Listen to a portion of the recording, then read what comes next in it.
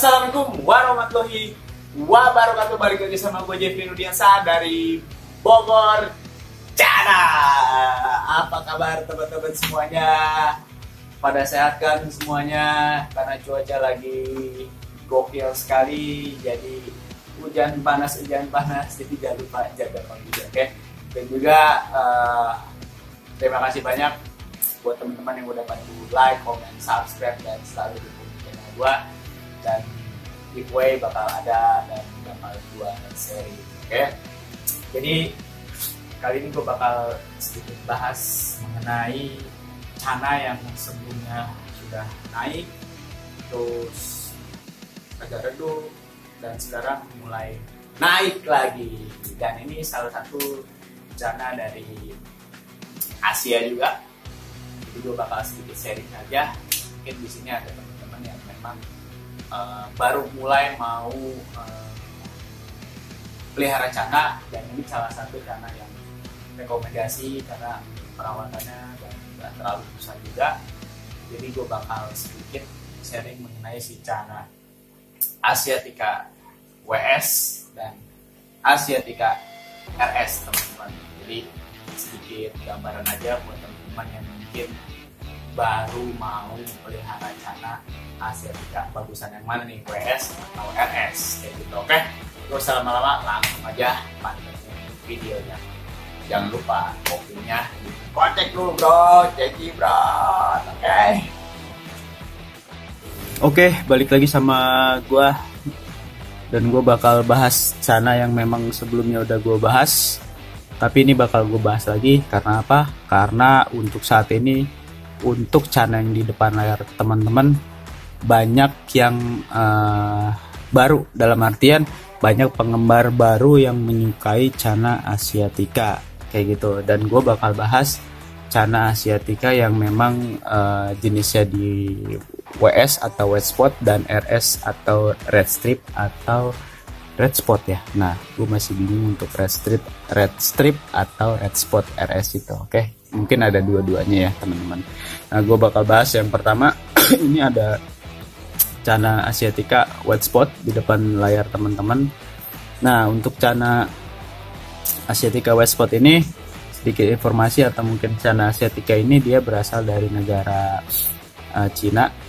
Dia masih di Asia ya teman-teman. Jadi mungkin ini ya masih untuk suhu dan lain-lainnya masih nggak terlalu jauh sama kita ya teman-teman. Tapi untuk saat ini teman-teman tidak perlu khawatir untuk masalah suhu dan lain-lain, karena memang sudah banyak breeder di Indonesia untuk Cana Asiatica ini, dan sudah rekondisi, dalam artian sudah adaptasi di masalah air dan suhunya kayak gitu. Dan gue bakal sedikit ngasih tips aja buat teman-teman untuk apa aja sih yang perlu kita perhatikan ketika memilih Cana Asiatica kayak gitu. Nah, yang pertama teman-teman harus pilih, karena Asiatica ini ada di spot putihnya. Teman-teman bisa pantau untuk spot putih yang memang banyak. Nah, tapi untuk spot sendiri sebetulnya balik lagi sama selera ya, menurut gua pribadi. Ada yang memang spot putihnya sedikit itu enak dilihat, ada yang memang spotnya banyak itu agak kurang enak dilihat, tapi itu balik lagi sama selera ya teman-teman. Tapi kalau memang teman-teman untuk kontes, untuk white spotnya ini salah satu yang menjadi poin penilaian. Jadi saran gua cari memang yang spotnya lumayan banyak kayak gitu. Nah, yang kedua teman-teman perlu perhatikan untuk di badannya, karena ini white spot. Teman-teman cari warna badan yang memang lebih gelap, karena white spot ini akan enak dipandang ketika memang perpaduan badannya yang gelap ketemu dengan white spotnya. Jadi untuk kontrasnya cukup bagus nih teman-teman kalau untuk si Cana Asiatica ini, dan cari yang badannya yang gelap ya teman-teman. Tapi biasanya kalau untuk diombyokan masih agak sulit ya teman-teman, tapi nggak apa-apa, siapa tahu ada memang yang kualitasnya gelap banget untuk di badannya itu bisa diserok. Nah satu lagi Cana ini punya keunggulan yang finnya bisa gondrong 2-3 kali lipat dari fin normalnya. Tapi rata-rata di size dewasa untuk Cana Asiatica ini itu kebanyakan terlihat gondrong ya teman-teman. Tapi dengan catatan pola badan atau badannya yang proporsional seperti itu. Nah untuk yang ketiga ini gondrong, teman-teman bisa pilih bakat-bakat gondrong untuk pinnya. Kalau memang bingung bisa minta bantuan kepada teman-teman yang lain yang memang sudah pengalaman di bidang sortir menyortir teman-teman. Tapi balik lagi, yang penting lu suka sama ikannya sesuai sama hati lu, bungkus aja kayak gitu. Untuk patokan bagus sebetulnya untuk dipelihara atau dirawat itu nggak ada patokan, balik lagi sama kesenangan kita. Kalau memang kita udah senang sama ikannya, bungkus aja, udah nggak usah pusing ya teman-teman, kayak gitu. Tips dari gue sih kayak gitu aja. Nah untuk perawatan juga gampang.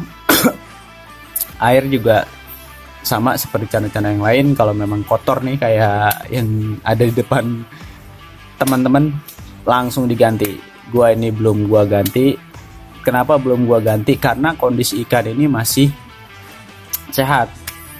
Karena memang ada beberapa ikan yang memang airnya makin tua dia makin nyaman, dan itu nggak jadi masalah buat ikannya sendiri.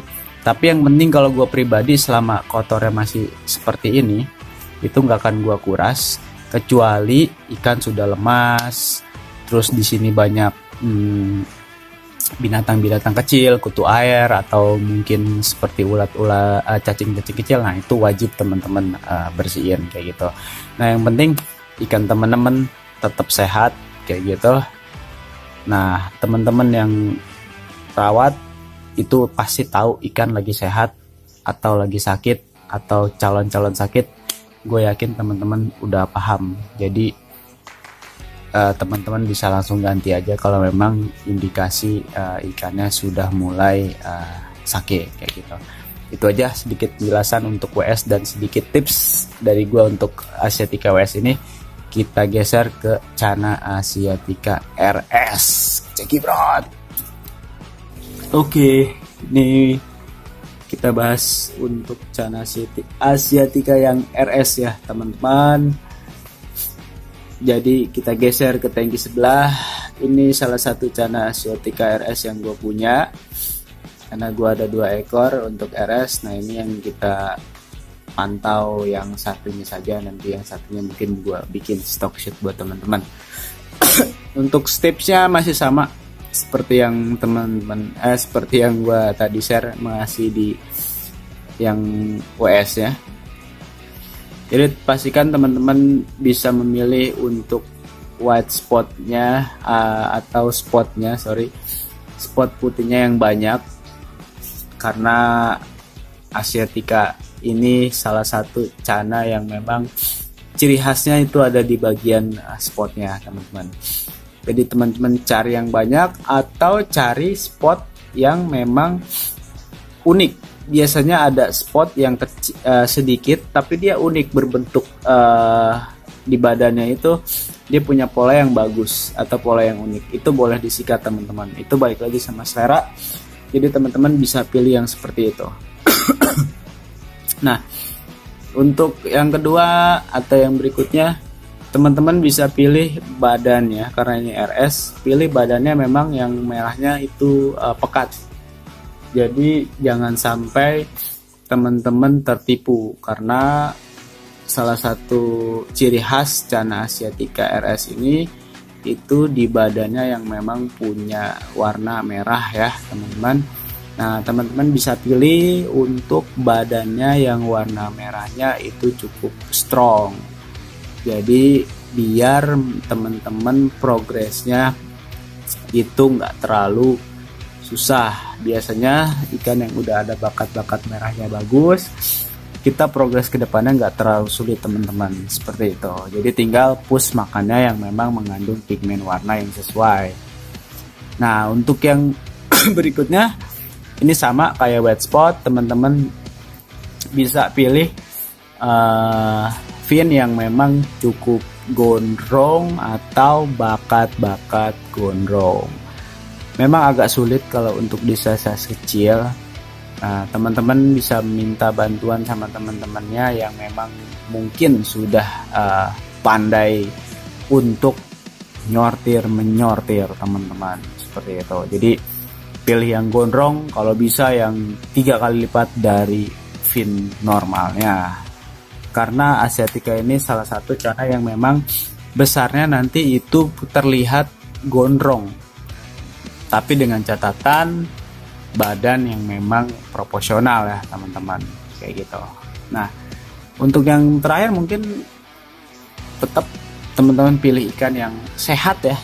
Itu karena yang paling terpenting adalah ikannya harus sehat teman-teman, jadi aman, terkendali ketika teman-teman memeliharanya. Untuk pakan, kalau untuk gue pribadi, pakan hidup itu masih jadi pakan yang memang andalan. Nah, karena untuk varian red ini ada warna, kalau hitam kan beda ya, biasanya itu warna-warna dasar yang memang agak sulit tuh untuk dinaikkan. Kalau untuk merah ini biasanya kita hajar pakai udang teman-teman, kalau bisa udang hidup ya teman-teman. Nah, sekarang pun udang kering sudah bagus karena sudah ada bantuan untuk pigmen-pigmen warna, bisa pakai yang merah ada yang biru juga, itu disesuaikan sama kebutuhan ikan teman-teman, kayak gitu. Nah, jadi itu aja yang bisa gue share sama teman-teman. Kalau memang ada yang kurang-kurang, mohon maaf. Dan ini gue hanya sedikit share apa yang gue tahu, apa yang udah gue coba di rumah ya teman-teman, dan apa yang memang biasanya gue lakuin ketika memang nyotir di celana Asiatica ini. Dan celana Asiatica ini masih banyak yang lebih bagus, jadi makin kesini genetiknya makin bagus-bagus teman-teman. Ada yang merahnya bagus, ada yang mutiaranya atau spotnya bagus, pokoknya makin kesini makin bagus, jadi teman-teman bisa pilih yang bagus kayak gitu.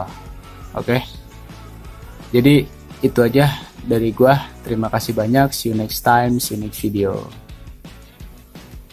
Nah, itu dia sedikit gambaran mengenai celana Asiatica WS dan RS. Jadi buat teman-teman yang baru mau melihara celana, atau mungkin subscriber gua yang baru mau melihara celana, jadi itu celana Asiatica yang teman-teman bisa pelihara. Dan pilihannya ada RS dan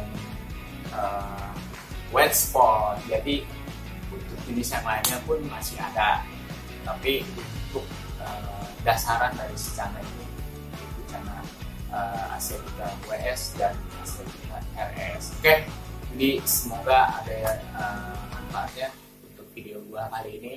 Jadi nggak terlalu bingung teman-teman mau celana yang mana. Jadi ini celana rekomendasi gua yang memang bisa teman-teman pelihara. Oke, itu aja, dan tetap dukung gua, jangan lupa like, comment, subscribe, share video ini ke teman-teman, biar nanti gua bakal share terus mengenai celana atau pergabusan ini. Jadi gua bakal update masih seputar yang ada di tempat gua. Jadi gua nggak lagi bosan-bosan buat saya apa yang sedang gua proses di rumah. Oke, itu aja dari gua. Jangan lupa dirawat untuk cananya biar makin sehat. Cana sehat, gue yakin buat bagus. Oke, see you next time, see you next video. Assalamualaikum warahmatullahi wabarakatuh. See you, bye.